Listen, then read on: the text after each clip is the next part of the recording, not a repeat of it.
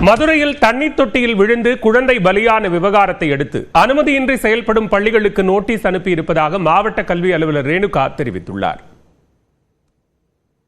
இல்ல sir, check பண்ணிரோம் sir. Check பண்ணிட்டு நான் உங்களுக்கு டீடைல் இது சொல்லிக்கிறேன் சார்.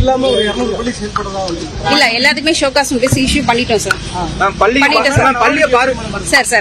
சார் முடிச்சுக்கிட்டு அதுக்கப்புறம் உங்களுக்கு நான் டீடைல் இது சொல்லிக்கிறேன் சார்.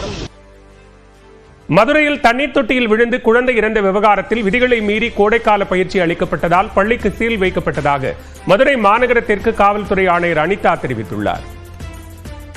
பேரண்ட்ஸ் கிட்ட கம்ப்ளைண்ட் வாங்கி இன்வெஸ்டிகேஷன் போயிட்டு இருக்கு சார். சம்மர் கேம்ப் வயலேஷன் இருக்குங்கிறதுனால டிபார்ட்மெண்ட் ஆஃப் டிஸ்ட்ரிக்ட் எஜுகேஷன் ஆபீசரும் சிஇஓவும் வந்திருக்காங்க. வயலேஷன் கன்ஃபார்ம் ஆனதுனால கிண்டர் கார்டன் சீல் வைக்கிறாங்க.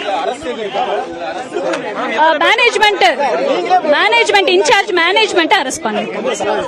அது இனி விசாரணை போயிட்டு இருக்கு சார். யாரெல்லாம் இன்வால்வ்டுன்னு தெரியுதோ அவங்க மேல நடவடிக்கை.